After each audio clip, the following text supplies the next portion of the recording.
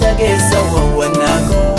hodhuu galee si wajjin jiraachuun fannaa koo siinan baree hamaa gaarii adda baafadheeni si waaqessa mataa diina koorra dhaabadheeni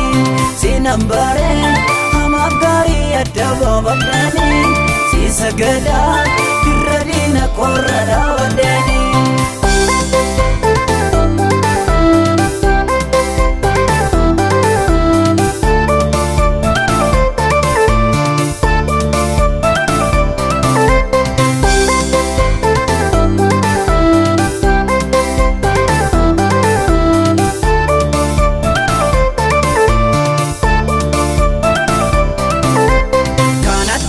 Dhiiseni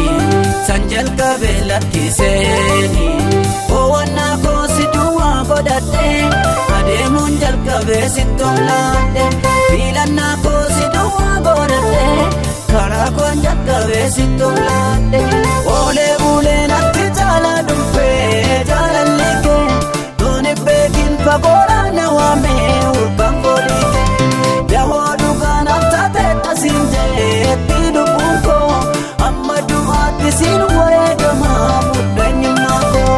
birmataa koo dadhabtee dhageessa wawwannaa koo kooluu galee si wajjin jiraachuun fannaa koo siinan baree hamaa gaarii adda baafadheeni si waaqessa mataa diina koorra dhaabadheeni siinan baree hamaa gaarii adda baafadheeni si sagadaa irra diina koorra dhaabadheeni.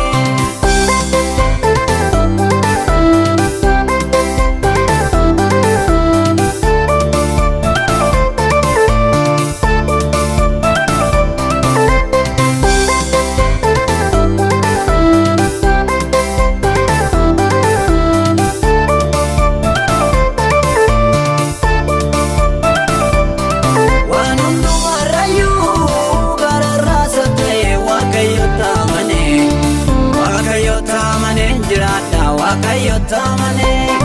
waan annabeen qabu bara jireenya koo aneessa tokkenne bara jireenya koo aneessa tokkenne bitaa mirga laalu abbiraa barbaacha na jiraachiseera naaf kennee mo'icha ittaan walii gaara waan inni godhuutti ofirratti amoosiisa inni waaqa kooti jedheen dhugaa ba'ee waa'ee kee gooftaa koo sibbootii ameeraa ol kaasee harka koo jedheen dhugaa ba'ee waa'ee kee gooftaa koo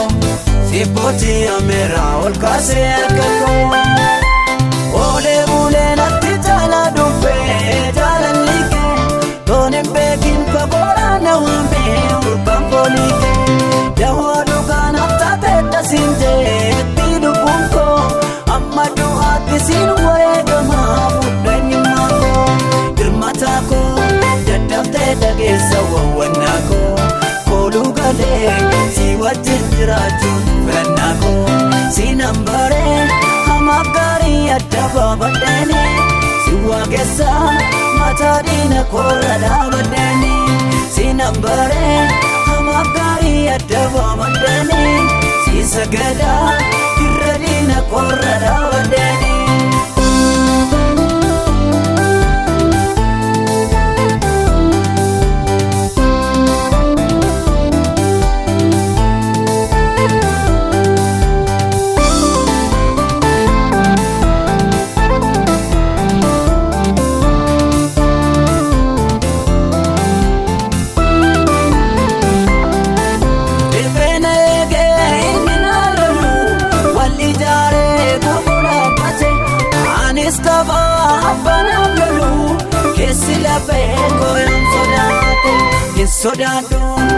sodaadhu jedhee nu gootomsa.